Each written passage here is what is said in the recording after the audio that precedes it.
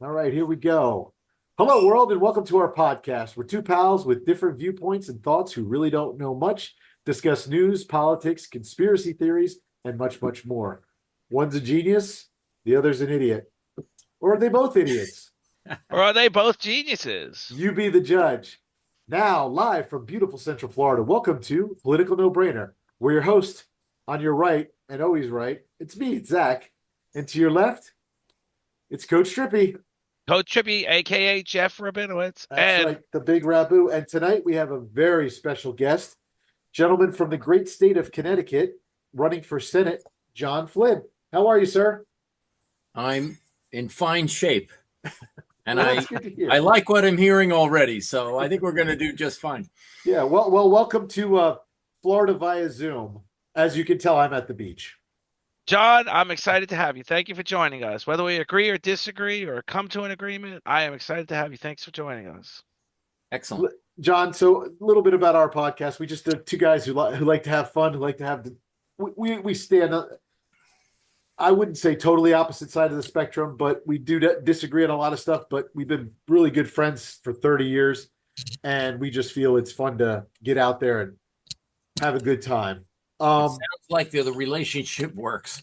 Yeah. Yeah, it's I mean, worked hey, fine for 30 years. So it's funny because Jeff was running for Senate here in Florida. no, And U.S. House of Representatives. I went sorry, I was going to be his. What was I going to be, Jeff? chief of staff. Chief of staff. That's right. And everybody gave me a hard time. They're like, "How do you support a Democrat?" I said, "Because he's my friend. If my mother ran for, what am I going to abandon ship? No, it's my friend. Favorite aunt is a Democrat. Yes.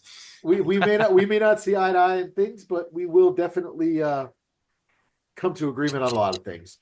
So, tell us a little bit about yourself, John. Tell us what do you Sure. do? Where do you live in Connecticut? And I live in what made Norwalk, you Connecticut, what made which you is run about the for fifth Senate? largest town. I ran against Richard Blumenthal 2 years ago, and we hit every obstacle you could possibly have. I did get 57,700 and change signatures to get onto the ballot, and they never put me on the ballot. Oh, So all the people we were working for 4 years voted for us, took pictures of their ballots voting for me, and it turns out none of the votes were counted. So I sued them in August of 2022. I sued them 4 months before the election, and it's just gone downhill since then. We recently had a case heard in the appellate court. We proved basically that Connecticut hacked 22 states in the 2020 election, which is remarkable. this is very interesting and really good to hear because it's a rabbit hole I go down quite often, and I get Correct. very much rebuffed from my compadre Oh, here. bring it on, right? Well, So no, so my hold on a second. Hold on, Jeff. okay. What do you do prior for running for Senate? Have you been? So, I went to Villanova, class of 85. I got my MBA Okay. in 91. I became, I worked on the floor of the American Stock Exchange at first in high school. Wow. And then when I graduated, I worked for a hedge fund. I became a trader. I did convertible arbitrage trading and risk arb. And then we were really a gigantic firm that had lots of capital, and we made enormous amounts of money that people got greedy and they started arguing. And I basically didn't choose sides, so I was the only one not involved in that lawsuit. But then I bought my own firm, NASDAQ member firm. I started doing biotechnology research, and I did investment banking deals for stock in companies. And we were a small boutique. We wrote a lot of research. We put our last buy was on Regeneron at 20. It's 860 right now. Well, It's mostly vaccine research, and I hired a guy from Merck who was a vaccine analyst, and he wanted to publish his research. So we basically made markets in lots of small biotechs, which no one followed. And there was tons and tons of mergers between them because they had technologies that were working. The ones that we followed, that we liked, had technologies that weren't failing, obviously. And then there was so many little mergers that these big firms, all they do is buy the most, they buy technologies they want to add to their portfolio where they can get patents to protect their ongoing business. So if you look at, say, Merck, or you look at Bristol Myers Squibb, or, any of these gene manufacturers, we work for quite a few companies that no one's really heard of until they were bought by Merrill Lynch. See, Merrill Lynch or Goldman Sachs will follow some of the larger firms, but they really can't be bothered with a 30-man shop. Right. It's not enough for them to really be excited. So what we did was we handled 5,000 small shops with our staff. And when they merged, we got a call from Merrill Lynch saying, "Hey, you're the only analyst covering this stock. What do they got?" And we'd give them the report. And then major investors would hire us just to write research on the companies that they were investing in. So we really didn't have to do much work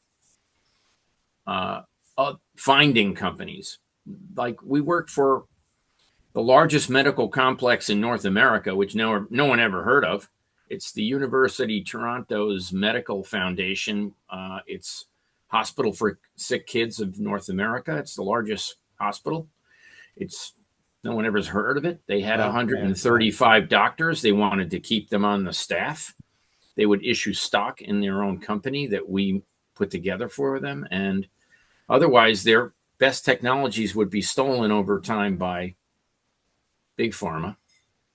And by compensating the doctors with stock, they all became shareholders in the firm we brought public.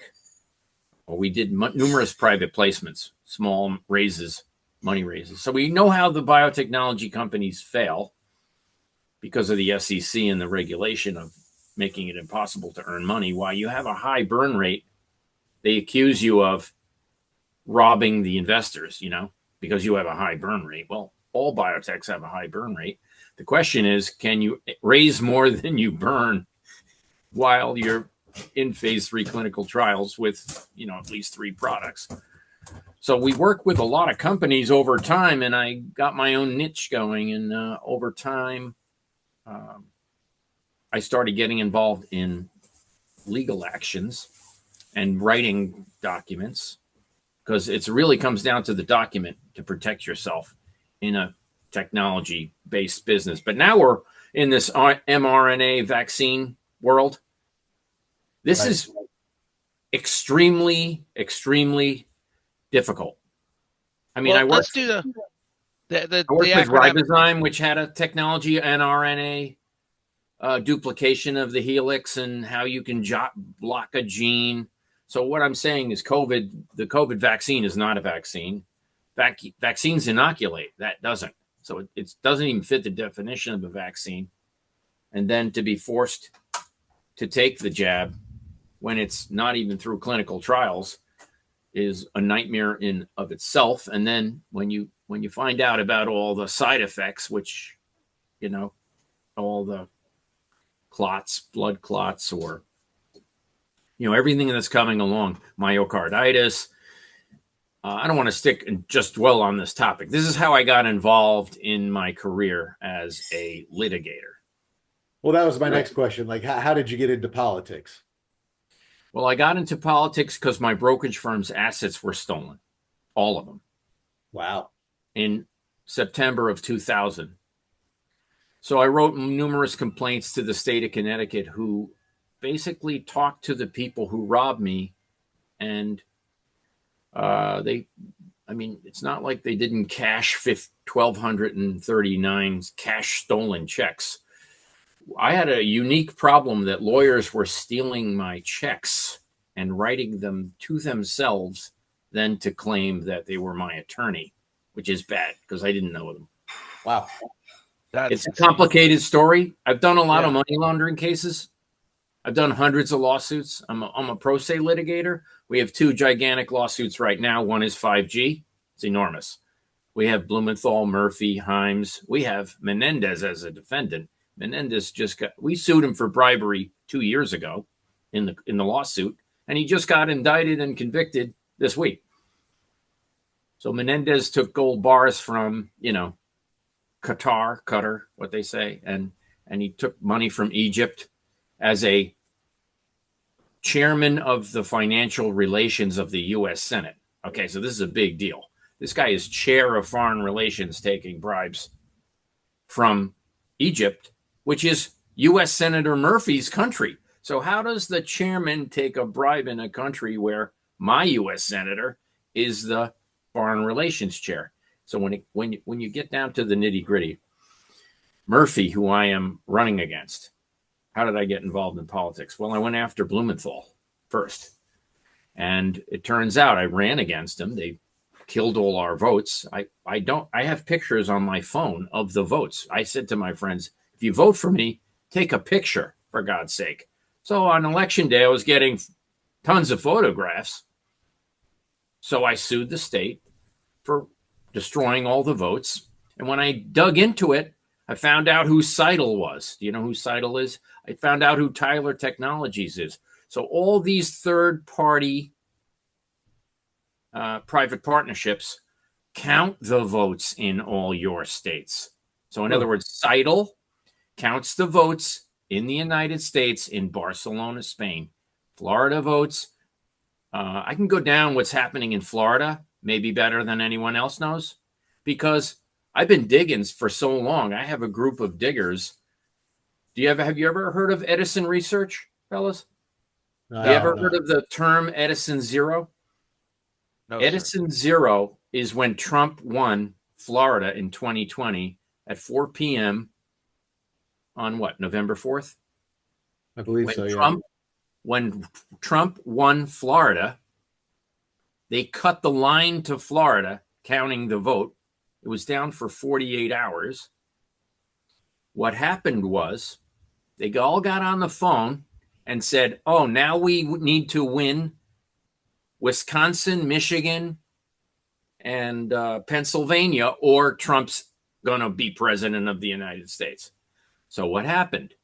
Connecticut is a hacking genius, okay? I know all about all the software. So Connecticut uses something called GEMS software, which is what is needed for certification. When you look at the software of 22 states we hacked, they use Dominion products, ES&S, LHS, No Ink, poll pads, poll books, all these things. Like poll books and poll pads are connected to the internet, okay? They can register a voter at the poll, make the vote for him, and then delete his registry right after he votes. So what we have here is a system called, I have to talk about most of the partners so you understand how it all works together. There's a company called Staple Street Capital that bought Dominion on October 20th, 2020. So 2 weeks before the Trump election, Dominion's software was bought by Staple Street Capital, a hedge fund. Okay? The hedge funds then sold it, and each part of the puzzle, ultimately, it's all in the lawsuit in Connecticut in the appellate court. We proved to these judges, now they don't know, they didn't understand a single word that we were saying. What we said was, hey, do you know who Mossad is? And they go, no. I go, well, that's Israeli intelligence. Did you know Israeli intelligence owns Paragon? And they go, no. I go, I was talking to you just now about Staple Street Capital sold to Paragon. So here we go. The company that paid for the software programming, all these companies use programmers in Serbia, okay? So what you find out is they're using servers in Hamburg, Germany. Connecticut uses the Barcelona, Spain server of Seidel, owned by Paragon, but it's changed hands 6 times since then. So there's before my appellate court brief describing election fraud, and now there's the new after the appellate brief there are other hedge funds running these problems. There's a hedge fund called HIG Capital, okay, out of Connecticut, out of Stamford, Connecticut. There is a company called Gartner Group, okay. They're involved with the Maricopa County and the Pima County hacks of Arizona, okay. They're from Stamford, Connecticut. Their guy now works for the governor of Connecticut. He's a technology guy. When you go down the 128 people I named in the 5G lawsuit, which is Connecticut-based, let's explain two things before we go any further. Chris Murphy is my U.S. Senator. Now, he is chairman of the Department of Homeland Security Senate Subcommittee Chair. He's responsible for fentanyl, open borders, drug trafficking, gangs, open borders, okay? But he also runs DHS, which turned to CISA, ERIC, and all these different governmental, quasi-governmental voting firms that are registering all the illegal aliens to vote. So here we go. Connecticut in 2016 registered 200,000 illegals. 2017, they registered 300,000 illegals. 2018, 300,000 more illegals. So we're at 800,000. This is before they even changed the law. Then the Department of Homeland Security, through a guy named Scott Bates, who's a public enemy number one, possibly the biggest criminal of all time, is the Connecticut foreign relations guy who's not registered. So what happened is they just indicted Menendez for bribery. Yep. And he's not registered as a foreign agent. They're saying he took money from 3 New Jersey politicians plus the country of Qatar, the country of Egypt. And when you look at the facts, folks, so as I was describing, the guy I'm running against is Chris Murphy, who is a super progressive. Now, why would you put a super progressive in charge of the border? Okay. And on the flip side, make him foreign relations for Ukraine, Iran, and Israel. Hold on a second. Let me clarify that. Chris Murphy, who I'm going against, who no one has the balls to take down or say a single word against, is foreign relations for Iran. He met with Iran during the Trump administration in Hamburg, Germany, badmouthed Trump, and basically reinforced the Iran deal that Richard Blumenthal wrote. Now, Richard Blumenthal, the first guy I ran against in 2022, who took our votes away, wrote the Iran deal, folks. He wrote the Green New Deal and the late-term abortion bill. So what I'm saying is people have no idea how dirty the politicians from Connecticut are. We're a completely rhino state. I might be the only Republican, okay? I'm conservative. I'm not conservative about everything. I'm totally with, saving Social Security, Medicare, having, I'm equally good with providing everyone with health care. But hold on a second. We're denying our own veterans health care and giving it to foreigners, okay, any foreigner, and also allowing them to register. What people don't understand in America, which we have to do, is educate them about how the election process works. When Edison Zero occurred in Florida, okay, the powers that be in Connecticut decided that Michigan, Wisconsin, and Pennsylvania had to fall. So they hacked them. Danbury, Connecticut, hacked Pennsylvania, flipped votes. I'm trying to give you the whole story in a short amount of time without boring you. Shelton, Connecticut, hacked Wisconsin, okay? Beyond that, Southington, Connecticut, which is the head of the GOP area, hacked Michigan. So here we go. We got Michigan, Wisconsin solved. Then other towns in Connecticut. See, what people didn't realize was that people on the inside of the Connecticut government are freaking out about being responsible for what they know. Here we go. I ran for office. All these people started sending me documents. Johnny, I don't know you, but I think you need to read this GEMS contract signed by the Attorney General of Connecticut. If you look what happened with Denise Merrill, she's our Secretary of State. She abruptly resigned when I called her and told her what I knew. Crazy, right? So here she goes. Resigns. We have an interim Secretary of State just prior to the election of Trump.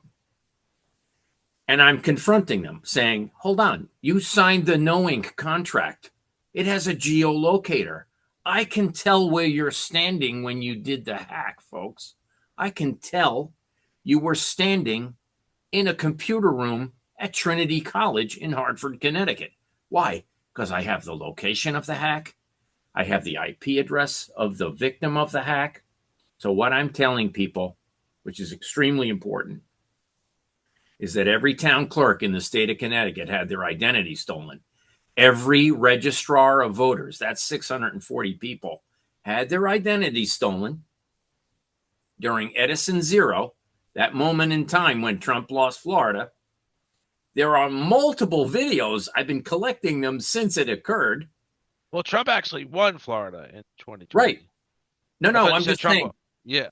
When Trump won Florida, Okay, I just misunderstood. I thought you Biden decided that they had to steal Pennsylvania, Michigan, Wisconsin. Well, what they didn't tell everyone is that not only did Enfield, Connecticut hack Vermont, another town hacked Massachusetts, Georgia was hacked, North Carolina, South Carolina. I mean, you can go on and on. Colchester, Connecticut hacked Arkansas. Why did Colchester, Connecticut hack Arkansas? Because the educational networks are connected through Connecticut. Okay, so when each school has a voting system and they vote at the school, they have a back door created by Seidel to flip the votes electronically, period. Okay, I can now flip the votes in any election just the way they did with a simple thumb drive.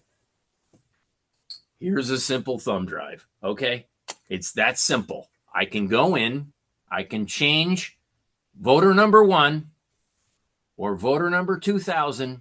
I can change their vote. More importantly, I can, through the algorithms, which we've proven exist, there are Caesar ciphers. There's all types of electronic hacking going on. But what you need to understand is that when they collect these illegal voters, they use it with the adjudication bucket. So now here's the second part of the problem. Mark Zuckerberg. He bribed 39 town clerks in Connecticut, and he spent $400 million bribing town clerks elsewhere. He bought into the system. So if you're following election fraud in Connecticut, Bridgeport has a big problem. They have ballot stuffers. They got caught 4 times in the last election. They rigged the election. And what they never disclosed in the courtroom, I filed as a plaintiff in the case, they blocked me, is that Mark Zuckerberg gave the adjudicators $313,000 through his tax return. I have Mark Zuckerberg's tax return. So here we go. Waterbury got 58 grand. Okay, well, that's not 313,000, but Hartford got 345,000. Bridgeport got 313,000, but all the major Democratic cities that through the election, Connecticut is broken down into 169 towns. 100 of them are Republican. They're smaller. 29 are Democratic. And then there's 20 that are purple. What I'm saying is if you look at the data, which is, I have the data on every state. I have the data on Florida. Okay. I have the data on Wisconsin. And it's readily available. It is now hidden on the internet in plain sight. So if anyone has any questions, I mean, I can answer them, I'm pretty sure. Well, I got a couple of questions. Go ahead, go. I'm sorry. Let's say, now this is a lot of technical stuff. Yeah. So let's just, can you if you were to say, let's fix the voting system in America. Now, I'm going to say this first. And Bill Barr, a Republican, a trusted Republican lieutenant, picked by, hang on, Donald Trump. Simple fix. Go ahead. Okay, but let me just say this. He said, and I think Zach says he's changed his story since then. He said there was no funny business in the Trump election. He's wrong. Now, I understand. Okay. But I felt like he was well connected on the inside. But I did listen to a lot of technical stuff, and I'm taking it all in, and I'm having a little trouble understanding. For the most part, I do understand it. But rather than try to break it down into every individual piece, you just broke it down into what would be the simple fix. If you follow the law, it's totally fixable. They don't prosecute anyone. Here we go. There's something called the cast vote record. Do you know what that is, fellas? Cast vote record. Okay, it's in every state. The cast vote record is the first voter's vote. You input the ballot. The second voter's ballot goes in, and it breaks down 1 vote for Trump, 1 vote for Biden. The third ballot goes in. It says 2 votes for Biden, 1 vote for Trump. The fourth ballot goes in.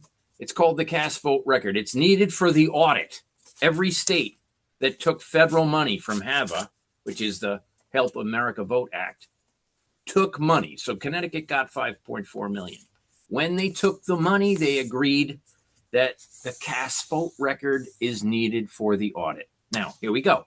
New York, no cast vote record, destroyed. Connecticut, no cast vote record, destroyed. If you talk to the attorneys for the state of Connecticut, Scott Bates and Gabby Rosenberg destroyed the cast vote record.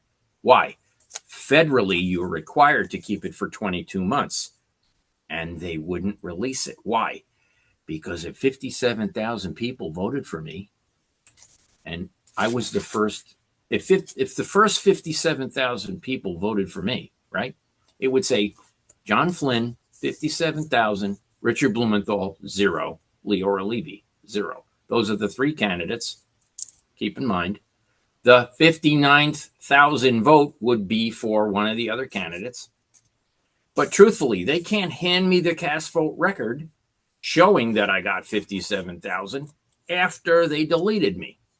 So what I'm saying is they went into the program and they follow an algorithm in Connecticut. Every Republican gets 46% of the vote. Every Democrat gets 53%. And they adjust it during the night. If they're wrong by more than a certain percentage, they go into the system during the election and dump the adjudication bucket, which is all Democrat. So what they do is they have a system, and there's every single state has a graph. Florida has a graph. At one point, boom, the line goes way down and way up. The 2 lines converge for each candidate through the cast vote record until all of a sudden the person winning is immediately below the person losing. And in that case, in those majority of those cases, they went into the system and they merely switched the first voter's name, the first candidate's name, to the second voter's name. So here we go. They went into the system. Biden was number 1 and Trump was number 2. When Trump pulled ahead too far, based on their errors, they just merely went into the computer program and changed Biden's number to 2 and Trump's number to 1. That's what occurred in about 30 states that I know. So there was even, I thought there was even an acknowledgement by Donald Trump later on recently that he did say, okay, I lost the election. No. He said, I won every state. Okay. I thought I had heard at one point he acknowledged he lost the election. But now, again, we go back to the... Oh, by the way, he did not win Connecticut. Well, Connecticut does lean more liberal. So to think... Right. So to think... Well, most of the Northeast leans liberal. Well, not necessarily, because you have places like Maryland, for example, that I mean, they don't lean liberal. Maine, Vermont, New Hampshire, Massachusetts, Rhode Island are all extremely liberal, which brings me to a whole nother point. But I'm not going to make that point. I want to stay on the voting thing. Good. But if there were it's just, you're talking about, we've got counting systems and IT companies all over the world handling our ballots. We're still on a paper, like a kid taking a quiz or a kid taking a Do you have the Knowing assessment. software? Does your state have the Knowing software? Knowing, Know, capital I don't IN. know if they do or not. Well, you need to I don't find know. out, because Yeah. you can pay Knowing to change your vote 60 days after the election. But the election should be processed long before the 60 days happens. Well, it isn't. They have 60 days to do the audit. The final result should be accounted for. The final result should be called the morning of election day. As I said, the voter lines to Florida were cut for 48 hours. They didn't know their actual numbers for 3 days. Well, I just feel like, and I've always felt this way, the system itself is antiquated. Whether we're using the best tech companies in the world, and we're narrowing it down to the best tech company in the world is in Kuwait, for all I know. It's a lot of process to process these votes, and people are saying it's not being processed fairly. People are saying, I'm just trying to understand why or how it got rigged. This is what happens. Connecticut tells a lie. It says the voting machines are not connected to the internet. Okay, everyone has poll pads. It's a direct interface to the Secretary of State's voting record, and they can create same-day registration right at the polls. The problem in your state and many other states is that the Department of Motor Vehicles is registering all the people who have a license that don't even know it. They don't even know it. They're never told. So here we go. We have companies like CISA is a government organization that is supposed to correct the voter rolls annually.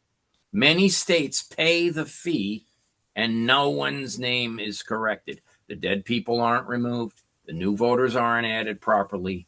And it's a nightmare. And guess who runs that? The Department of Homeland Security. We're coming back to Chris Murphy again. So the way to fix the election, okay, is to require the cast vote record be produced and be shown to the general public. I subpoenaed it. I still didn't get it in a federal lawsuit multiple times. I subpoenaed every town who took a bribe from Mark Zuckerberg for their contract. Not one town complied. Guess why? In the contract, it says, if you give this contract out to anyone, there's a clawback provision and you got to pay us our money back. See, so here we go. How many counties in Florida took Zuckerberg bribes? Do you know? I don't. There's 66 counties. So I'll tell you.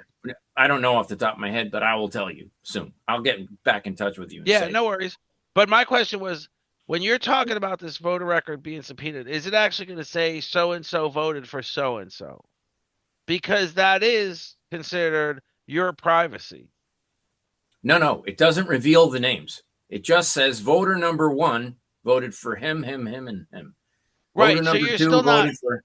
So you're still in a gray area of. No, they're not revealing your personal information. Right, but for a verification purpose, voter number 1 will never know. When you say the vote got switched, will he ever know his vote was switched? If voter number 1 doesn't have a name along with who he voted for in a subpoenaed record, there's still no clarity on how the votes got switched. And so what the point I'm getting to is, let's make a quick point. If at 4:00 Trump lost 20,000 votes right on CNN during a live feed, and Biden gained 20,000 votes in that second, which I have the clip for. The one I'm talking about, I have the clip for. It's that they took the votes from one guy and gave them to the other. Well, okay, or it could be, let me just make my point. When you look at the map, a lot of times they're saying these votes are coming in slow. And they're saying on the map, the Florida map, the county they're talking about is highly Democrat, highly liberal. If they're coming in slow and then the votes come in, you can have a 20,000 deficit you could have a 20,000 deficit on the liberal side, Yeah, but you can't and lose then the vote. you don't lose the vote, and they've never showed the votes being deducted. They've showed the numbers, the chasm growing further. So you've got the Republican winning at 100,000 votes. You've got the Democrat losing at 80,000 votes, but they're showing the counties that aren't fully accounted for are highly liberal. As those counts come in, they're showing that 80,000 growing. And of course, it's growing. It's one of the last counties to come in. If it's highly liberal, the Republican at 100,000, he's Yeah, not that's not a growing. problem. That's not a problem. Right. So I was trying to understand the switching of votes is all, because Oh, I'm convinced the system in place is not good. right. But I'm always looking for how do we really truly get the votes the way they were intended. And I've said a voter registration card should be as detailed as a driver's license. It should have a state seal. It should have a picture. It should. And what's happening in Florida that I can speak for is you're getting a cardboard card. You're getting a corrugated card. It says your name, your voter ID number, and your polling station. Your polling station could be a church location. You can literally get to that church on election day and find out that that is not your polling station, that your polling station was redistricted and you have to go to another location. You can do that if you're not literally trying to vote right before work. But like me, I was heading to work, planning to swing, and yeah, I had time to stand in line, but I didn't have time to relocate to a whole nother address and then stand in line.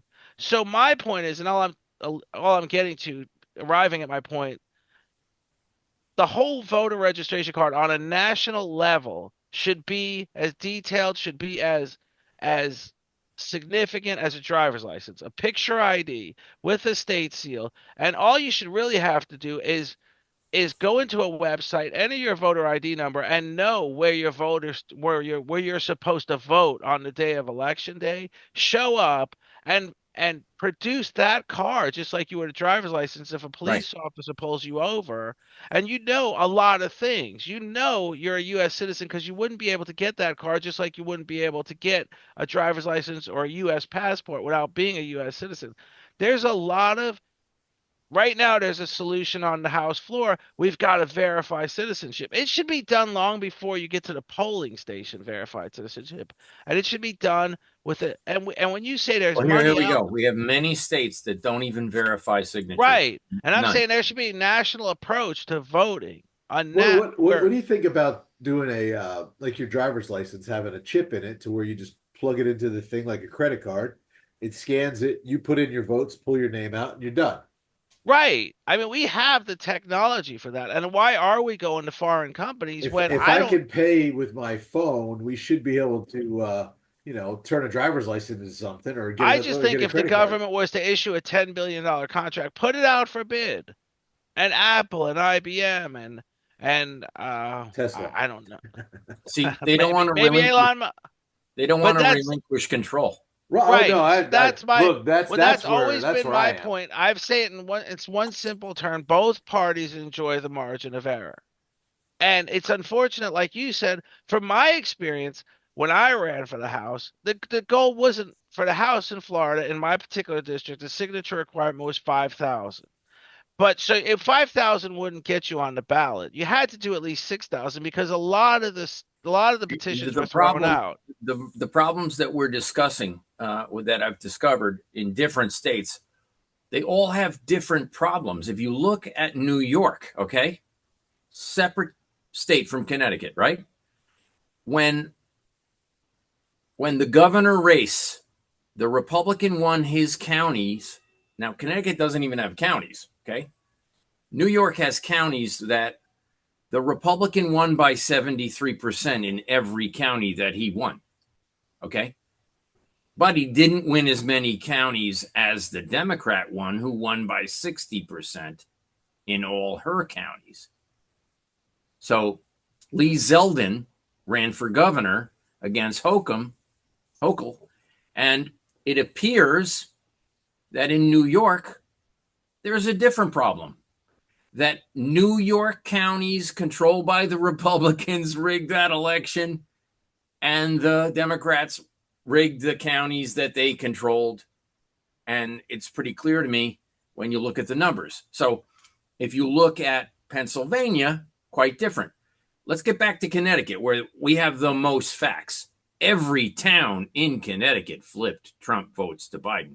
That's the only state in the United States where every town flipped votes from Trump to Biden. No, I don't doubt that at all. I don't doubt that Right. at all. What I'm saying is, let's go back to Ronald Reagan. He passed a law that said Right. if you don't raise the drinking age to 21, you're going to lose federal road money. I mean, why not Perfect. pass a federal law that says if you don't fix your election system, and They already have it. It's called HAVA. It's not happening. But It's there's no HAVA. penalty. There's no penalty for it not It's a happening. federal crime. If you took the money and you broke the law and you didn't do the audit. So here we go. Think about this. But who's going after them? Who's Think about pursuing this. that? Ready? I'm ready. They didn't finish the audit, right? They didn't Right. count the votes. They didn't certify the election. So no one in my state has immunity because they're not an elected official. Every single race was not certified because the software is hackable. You have Dominion software. You have ESNS or LHS. It is hackable software. It can't be certified. What's happening? Your state took HAVA money too. Florida probably got 10 times what Connecticut got. So when you look at the facts, you say, well, gee, they took federal money to guarantee the election was fair. And why don't we go back to the guy who failed to certify the election? If Trump's maintaining that the election was stolen, how come none of these states are certified? Well, Trump may be president again, and he may be able to pursue these issues. My point is, how do you pursue these issues in a way that really addresses every issue and not the issues? Because what I've seen on both sides of the aisle is, for example, what works for one party is what they're going to pursue. So let me give you an example of that. Right. In Texas, there was essentially a law that said a driver's license was a valid form of ID to vote. A concealed gun carrying permit was a valid form of ID to vote. But a state issued identification card was not a valid form of ID to vote. And the idea was that basically low income people are more likely to have a state issued ID card rather than the more affluent people who may very likely have a gun carrying, concealed weapon carrying permit or a driver's license. So the law, in a sense, was made to work in favor of conservatives in a conservative state. Now we're seeing that when you talk about Connecticut, it's kind of startling to me because Connecticut is a liberal state, and so I don't understand how Trump really had hoped to win Connecticut, when in fact, even when you're talking about allocating money in a 50-state campaign, generally conservatives don't spend a lot of money in liberal states because they realize that that's not something they can accomplish. Whereas it's the same thing for Democrats. They don't spend money in conservative states. They're not going to spend a big part of their bounty in Texas. So I understand your point of view. You weren't even on the ballot because of all sorts of Corruption.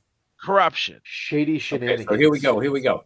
Is the question whether or not the corruption did it, or the system did not allow a certain minority group ballot Well, access? my point is the system in place. Or, like here we go. If you can't get your candidate on the ballot, they've already won. Right. Well, and I understand that too. And I've always said that everybody on both sides of the party, the hierarchy that is, enjoys the margin of error. They enjoy the system being not really working well because it works in their favor quite often on both sides of the aisle. Listen, if Connecticut changed the votes in Pennsylvania, they diluted the actual voters' vote. That's serious law violation. And If you're Connecticut- pursuing it. And you're Hold on. pursuing it. Yep. Yeah, I have all Democratic judges that think I'm a conspiracy theorist, and I've laid it down in such a fashion that there's really incontrovertible outcome. I mean, the fact that I got 0 votes when I voted for myself is ridiculous. Okay, so we've already proven voter fraud. The problem is, can I prove that Biden is not president? Yeah, I think I already did. But guess what? Not in my state. In your state, there's a chance that you can find a judge that would listen to what you were saying and not just decide that the people doing the election have immunity. Okay? Here you go. The attorney general in your state signs the contract, they have immunity. Guess what? They sign a contract, they put a third party in charge of everything, they pay the guy. He's in another country with a foreign server. How is that certifiable if you don't control the satellite they used called Leonardo Spa? Have you ever heard of it? I have No. not, but I can tell you what I have. Something I am familiar with. You could take a hospital in New York, an emergency room. They're sending X-rays over to India to be reviewed because they don't have doctors in the hospitals to review the X-rays. Gotcha. So it's standard practice. The economy has been globalized for a long time. We're utilizing subcontractors all over the world for a lot of things. If again, and there is no one size fits all, if we came to the agreement in the Congress that the law says only American companies can certify, can be a part of the election process, if we came to that agreement, would it fix the problems we have, is my question. Because to just say this is the reason because we're using foreign companies, I'm not so sure that using foreign companies is the problem. I am pretty Let sure. me explain something, which is using an analogy from a different industry, because we can't do it with what we're talking about here. For oil and gas refineries, right? There are 48 in the United States that use hydrofluoric acid to turn oil into gasoline, okay? All those companies, Tesoro, Tosco,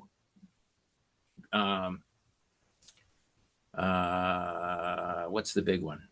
There's one in Greenwich, Connecticut. Oh, there's Carlyle Group, which is huge. If there's 48 refineries that use sulfuric acid to make gasoline, they're all owned by hedge funds. Oh, it's called the O'Malley Group in Greenwich. For example, if it's the largest Al-Qaeda target in American history, there are 12 refineries in Texas in a row. It's called Refinery Row.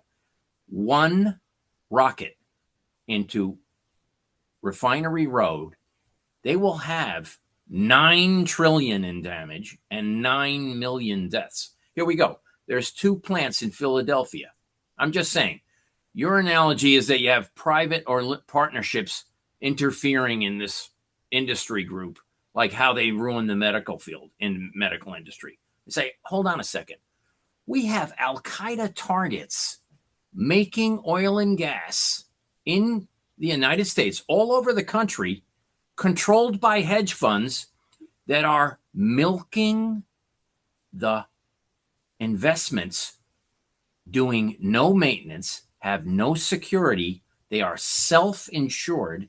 And here we are. We're putting mass quantities of the public at risk due to the potential Al-Qaeda target of a oil and gas refinery getting one Laws rocket targeted into their gas refinery. We're allowing all these things to operate with no ethics. We're allowing these people, they're putting everyone in the country at risk. Minnesota has, 2, all of it, Seattle, Washington, oil refineries run by hedge funds that are running them into the ground, taking every penny out of it. And here we go. One rocket. There's no security at these places. No security. They catch on fire once a month. One refinery every month catches on fire through a natural accident. I'm just saying, if we're worried about election fraud and we're not covering, the major top 3 Al-Qaeda risks which fit this category, we got an epic problem on our hands. Because right now we're walking into World War III. We have open borders. We have Hamas coming in the country. We have MS-13, you name it, fentanyl deaths. The day they get the call to seriously mess with this country, we have our pants down around our ankles because we have the wrong people in Congress that don't know anything about anything. And in fact, They didn't win their own elections, and they're not even certified. So we're talking about having huge problems. So I don't want to overstep my bound, but if you think that election fraud is our biggest problem right now, it's probably our 10th. Well, the only reason I think it's our biggest problem is because, and I say this with all due respect to whoever your candidate is, Yeah. in the Bush Gore election, however you want to look at it, we settled the score once and for all at some point in time, and the George Bush won the election by 216 votes. That's how he won the election. In Florida, the question was 216 votes. There Okay. was hang on. There was this question of the governor was a Bush. The Florida Secretary of State was a close friend of the Bush family. She certified the election. I said, as a Democrat, she certified the election after allowing 3 recounts. She only had to ask for 1 according to the laws in the state of Florida. But we came to a resolution that that was the final outcome. Al Gore took his case to the Supreme Court, lost the case. He shut his offices down. The only thing I'm getting at is, can we finally, once and for all, I know there's a lot of constructive stuff that comes out of this, but Donald Trump still crying about the election, and I'm not saying anyone else but Donald Trump, and he is on the phone with the Secretary of Elections of Georgia elections saying, I know you can find me 11,000 votes. I mean, we've all heard the audio of that phone call. Can we just put this to rest if we can't Hold on. initiate? Hang on. No, this is my final point. Connecticut hacked Georgia twice. Okay. No. Hang on. Let Twice me in make the my same point. day. But we're literally 100 days out.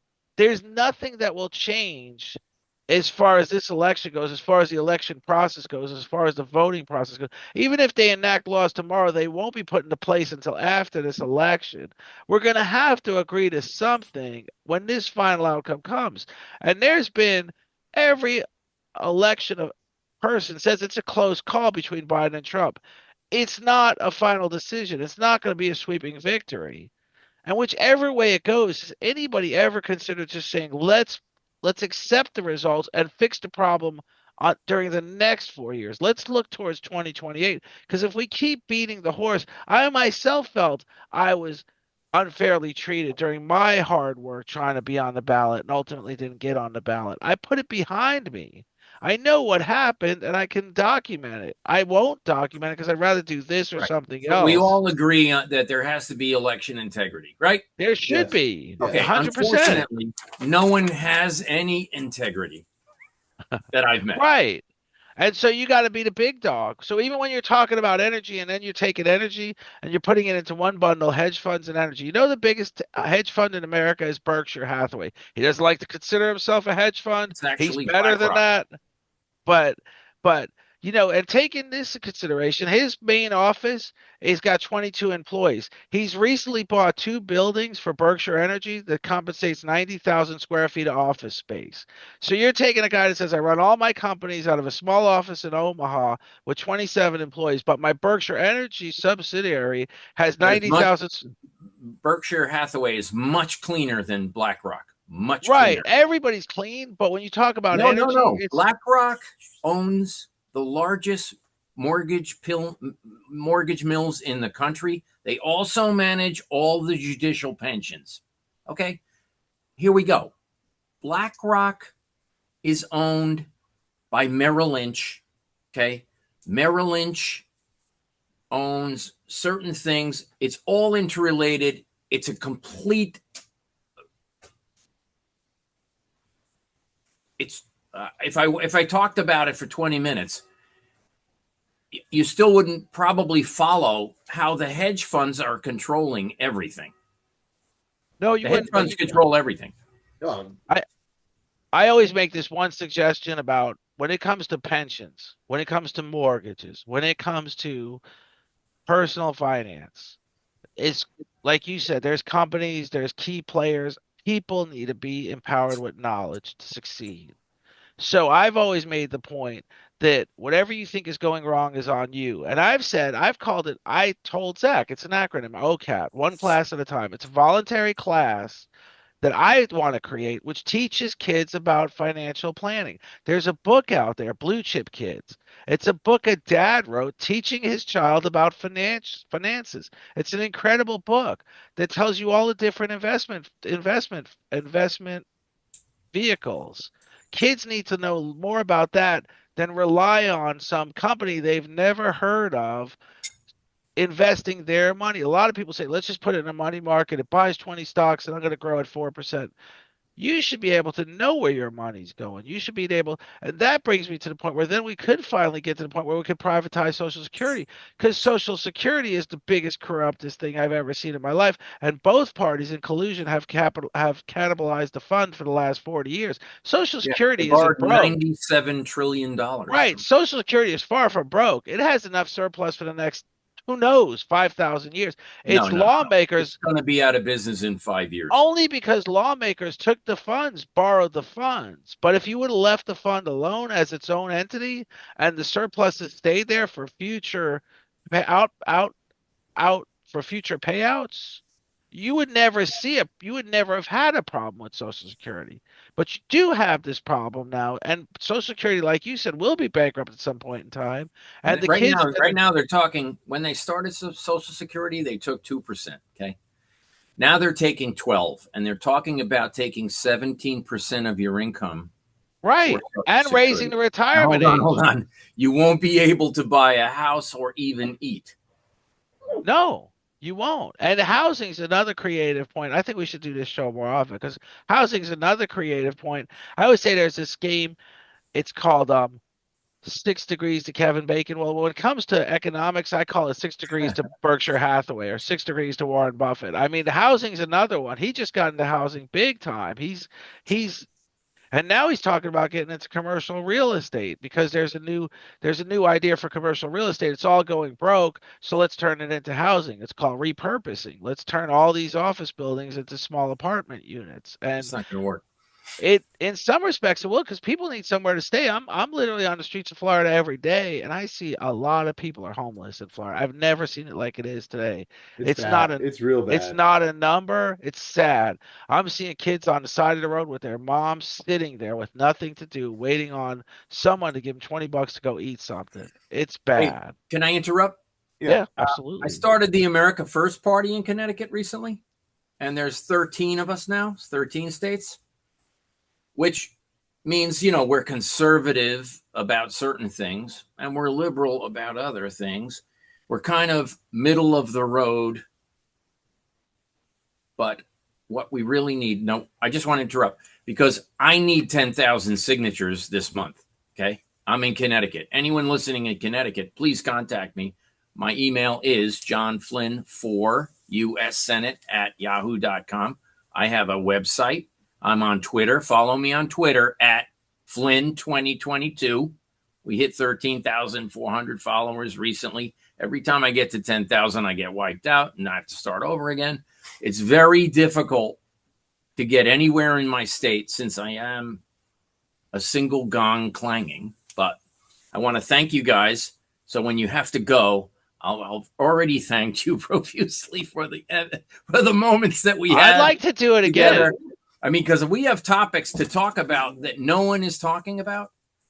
The second biggest Al-Qaeda risk in the country is the truck bed industry, folks, believe it or not. Next to Cape Canaveral in Florida is the largest Russian-owned container ship company, okay, where they take the truck beds, put them on trains, and ship them around the entire country. Well, in 2017, you're talking about the big trucks that come off the ships that come in a port. Yes, right? Yeah. The trailers. Jacksonville's a huge port. Yeah. Wow. There is something called K Container that was designed in 2017. The Russians worked with Syrian bomb experts, designed a platform for delivering nukes on the truck beds, and they've been here since 2017. We just don't know where they are. Now here it is, next to Cape Canaveral, 46-year lease. It's next to our Trident sub base. It's a huge risk, and no one can talk about it. You'll be deplatformed. The But problem we don't is, know that we don't. We don't know that we don't know. I'm sure we've got national oh, security. we have stuff that would absolutely blow your mind. And Right. there's so many lists of things that we could go into on national security, because I'm sure that's a hot topic for you. Right. Here we go. Because I saw your bumper sticker. There are no senators talking about it. Right. I saw your bumper sticker. Connecticut's not a sanctuary state. Yes. Well, it is, but I say it's not. I get you. But no, Here we go. There's no constitution left. You can't get a fair day in court, even in Florida. Would you consider yourself a constitutionalist? Yeah. Okay. Well, I would consider myself a constitutionalist, but go ahead. So, if you get elected, yeah, what are your platforms you're going to stand on? I have 50. Okay. I've been working on this a long time. So I guess we're going to be doing a second show. Listen, due process is a must. The rule of law has to be reinstated. It's gone. We're in a blue state. We don't listen to federal law. Therefore, they don't care who comes across the border. You know? They don't care about anything. They don't care about family values. We can start there. They don't care about, I'm pro-life with many exclusions, like many. I'm Catholic. I have 4 sisters. They have a right to make decisions about their own body, but hold on a second. What's going on in Connecticut is gender, Oh, who gets Zak started on? I mean, come on. You could go on for a century about what they're doing to 5-year-old kids in my state. It's ridiculous. It's horrible. Let me tell you, I'm a constitutionalist. Drag queen reading.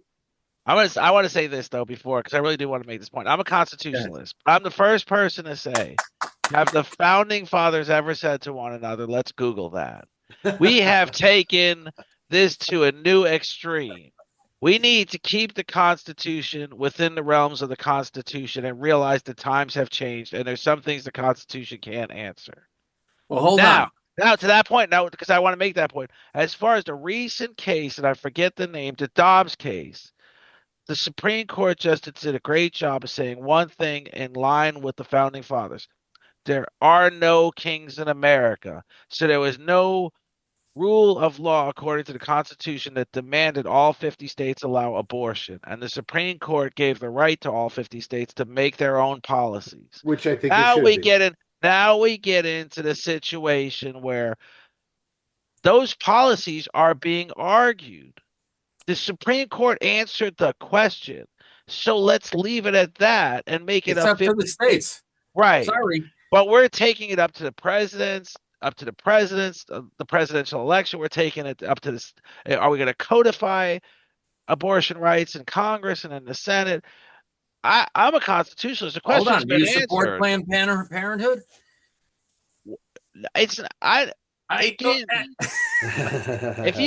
So a Planned Parenthood means birth control. We're talking about now Republican. It doesn't. The Republican Party, not according to Donald Trump, according to the wishes and demands of the Heritage Foundation, we reinstate the Comstock Act that will prevent, what do they call it, salacious material being sent in the mail. And the whole point of it is abortion pills won't be able to be sent in the mail. We're going too far trying to cover too many avenues of what's going to happen next. We've answered partial birth abortion is legal in Connecticut, okay? In the last week. You understand? But it's up to that state. And you have the option of leaving that state and moving to Florida where it's not allowed. Hold on. The border's closed. Why am I running, right? Here we go. Why am I running, right? I'm in the Constitution state, fellas. But they are following the Constitution state. They're following the Constitution according to the. No, they're not. They're not. There's no Constitution. Dobbs says make your own regulation. It would be Dobbs says make your own regulation. If you become the senator and you become an influential lawmaker, there you could change that. You could change that regulation. But to argue that's the beautiful cross you're wearing. Well, he's Catholic too. Yeah, I know. I get it. I'm cool. I can't tell somebody what to do. And I have had friends on both sides of I had a friend, the baby was in the tube. and there was no chance of the mom coming out of the process. I had another very close friend where she made the decision to follow through with a very dangerous pregnancy. And the baby's an amazing young man today, and she's fine. And the dad was told that not only could the baby die, the mom could die. She followed through with the whole giving birth. That's their right. And that's too, in my personal experience in life, that tells me that but there are some states that are saying there's no gray area. Not rape, not incest, not Well, the mother's let's day. just change the subject to human trafficking.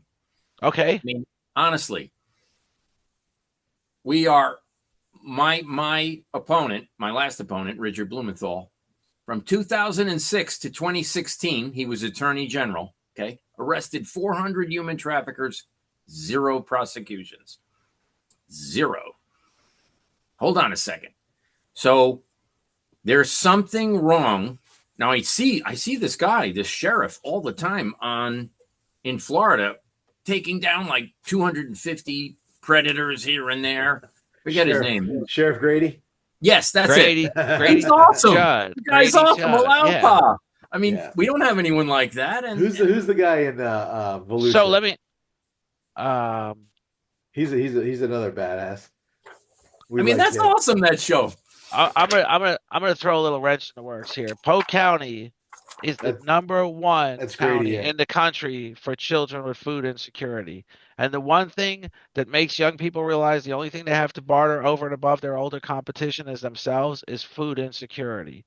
So when you talk about the issue in Polk County being human trafficking, the issue starts with the fact that these kids are getting some crap mozzarella sticks in a styrofoam box for lunch at school for the school season, and then there is some avenues during the summer season, but that's all they're seeing for the day for food.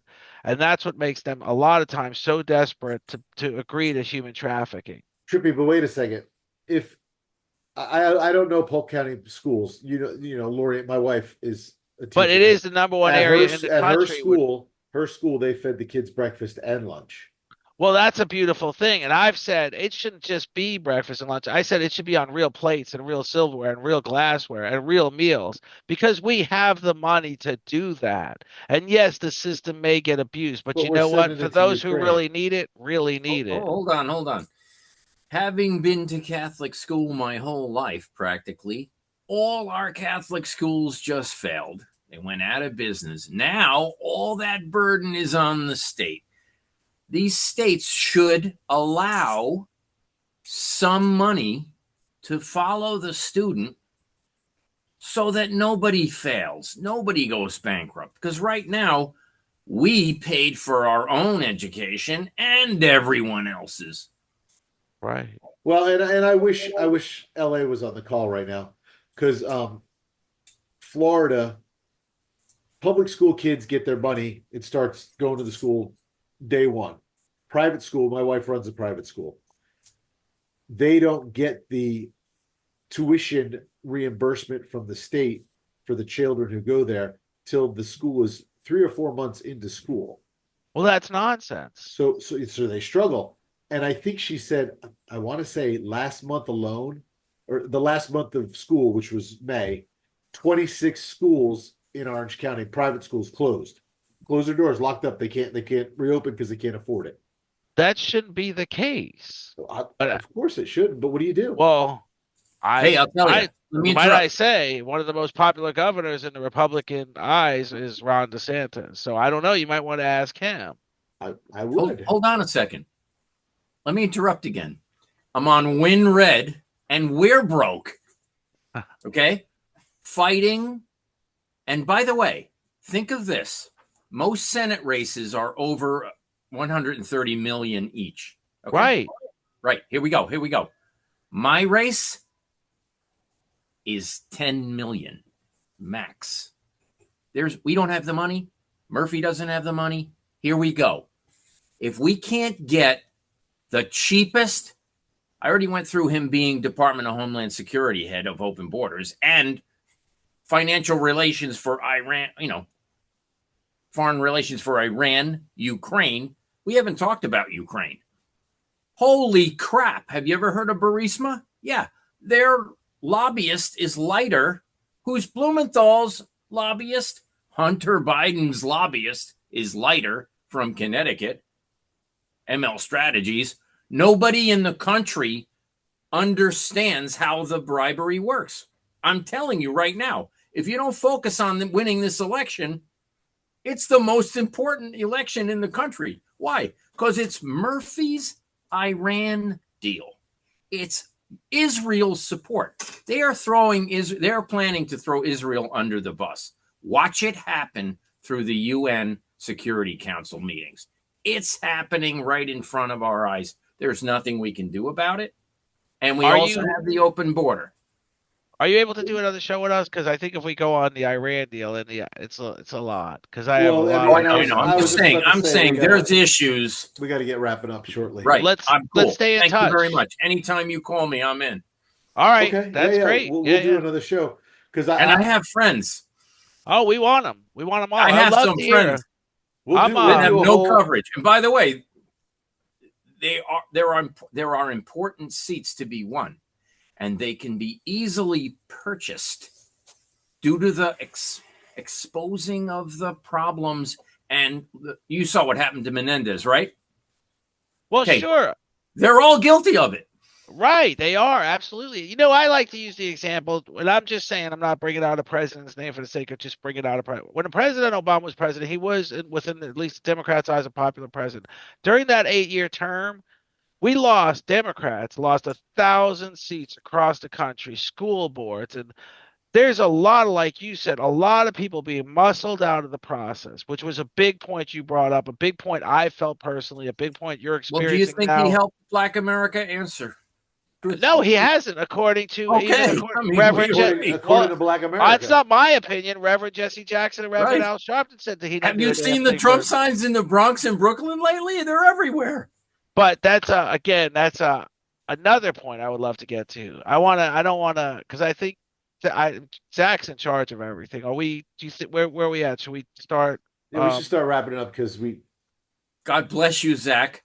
And you didn't even say very much. Why don't we save more of the show next time for Zach? Zach gets more time next time. That's a campaign promise. Thank you. No, and I would like to bring your friends on. We could do a whole panel. We have no problem. I can bring unlimited amount of guests. By the way, the Zoom. Our next topic has to include 5G. Yeah. We're going to have correspondence via email. We can discuss the next topic. I'm running the 5G case in Connecticut. I was just telling Zach before we got on the it's massive. Zoom. I was just telling Jeff that I don't have 5G on my phone because I don't think it works right here, and I don't know of any 5G tower. So we'll touch on it real quick. My one of my best friends was a line tech for Verizon. Did he get cancer? I don't. He's got a lot of problems, but he'll tell you 5G only works here, where LTE works. Yeah, much bigger. So I want to have this conversation. Hold on, they need to have They need to have an antenna every third house, or it won't work. Right, exactly. So hold on. It's 1,000 times stronger than 4G. LTE or 5G? 5G is 1,000 times stronger than 4G. Listen to this: Hamden, Connecticut, which is near New Haven, Connecticut, right? Sure. Their Wi-Fi is 6 million times the legal limit, and nobody knows. And it causes autism, it causes cancer, it causes infertility, and people don't know. It would take too long to describe. Right. But I'm telling you right now. Well, the next show, we're definitely bringing that up, and I'll see if my buddy can get on and he can talk about it. Do you have people you can think of you'd like to bring into the show, or do you want to just do another show and dwell on other topics? If we're going to do a show on 5G, I have 4 experts that would love to talk about it. Let's do that. They collect the data. It's very technical again. But if you don't start learning about what a smart meter is, a smart meter, which they want to attach to your house, is the equivalent of 169 phones. Wow. It goes through cement. Yeah. I would love to have them on the show. So hold on. It takes the power, right, from 100 megahertz to 10 gigahertz.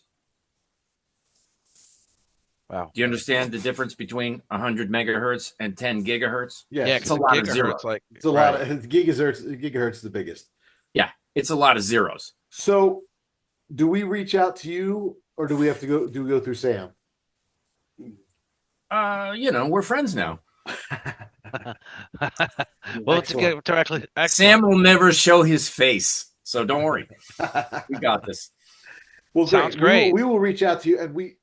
I mean, if I Very could much fortify thank you you. guys with documents and say, hey, read page 20 of this document, you'd go, huh? Yeah. A Chinese man counts your votes in Barcelona, Spain. Do you have our email? Nope. All right, I'm going to send you our information. Good. Bless you. Keep you safe, my friends. God bless you. Thank By the you, way, John. it's good. It's a good format. It's a great format. Best, what Because is the you know best what? email? John Flynn 4 US Senate at yahoo.com. Now finish that sentence. Why is it a great format? No, I'm sorry. That's your webpage. What is your email that I can contact you? Get along. You can agree to didisagree, and you're still friends. Oh yeah, for 30 years now. Oh yeah, we've been. And here you go. I'm like, wow, I could get along with this. Sorry. What is Call the me best? any name in the book. What is the best email to reach you? Me? Yeah. Not I just your gave it to website. you. That was your website. What is your email? No, that was John Flynn 4 US Senate at yahoo.com. Oh, That's my okay. email. And my website is John Flynn 4 US Senate.net. Okay. Okay. I'd rather talk to you on Twitter. Do you have a Twitter handle? We do. Good, because I have friends and we need to get the word out. Let's Okay. do that. The war's on Twitter, folks. I'm gonna send you all the info via email. We're gonna set up another show. Yeah, there's lots of topics, folks. Yeah. Yeah. And it's good. It's good. We really enjoyed it. We enjoyed having you here, and we definitely will reach out to I'm you. going to send you a document called The Perfect Storm. If you can read that and not have an absolute cow, it's like 50 pages. If you get through that in one piece, Send it over. I'll get through it. We'll get through it. okay, cool. Excellent. Well, thanks for joining us. Yeah, well, here, let me leave with a final thing. Please. The media, which controls Connecticut, is called Hearst. It owns 54 of our 58 news media outlets. It is a criminal cabal. And guess what? Yours is too. Because they control the election outcomes. ABC, CBS, MSNBC, and CNN run Edison Research, which is what is the problem. I'm telling you, I can prove it. I have all the facts. I don't talk about things I can't prove, really. I try not to. Well, that's good. We like that. Okay, I'm sending you the email. I'm gonna wrap this up. Hey guys, I'm blowing you a kiss. There you go. Did you get hit Thanks, with it? John. Cool. Oh, Thanks, you're John. blushing. You're blushing. Yeah. Thank you very much. We appreciate it. And Thanks, we will talk John. to you soon. God bless you. Send me God the bless link. you. I'm sending it right now. I'll get you 100,000 views. Send me the link. I'm gonna send it right now. Cool. Have a great night. Thanks, Thank John. you. Thanks. We'll talk to you soon. Thank you. And Nicholas? That's Jeff. Nicholas is his son. He doesn't Oh, know how to I say thought your name was Nicholas. it. No, he's That's why Jeff. Zach's in charge of everything. I'm not great with IT. It's my son. Awesome sauce. Well, okay. Pleasure to meet you. Enjoy. Excellent. Have a great Thanks, night. John. Thanks. Bye. Thanks. Bye. Bye. All right, take care. Went pretty good. All right, let me just shut this all off. You think it went well? Yes, hold on, let me get everything. It went great, I think. Yes, hold on. Let me just stop recording. Oh, actually, no. Hey guys, thank you for watching. We really appreciate it, and we look forward to seeing your comments. So please check us out on YouTube at Political No-Brainer. Check us out on Twitter, Political No Brainer. Check us out on Facebook, Political No Brainer, and check us out on Instagram or on the wide world web at politicalnobrainer.com. We love you. We'd love to hear from you. We'd love to hear your comments, your questions, and everything else you have. We'll talk to Like, you share, soon. subscribe, comment. Like, We need share, it. subscribe. And for the rest of the world, we're out. Deuces.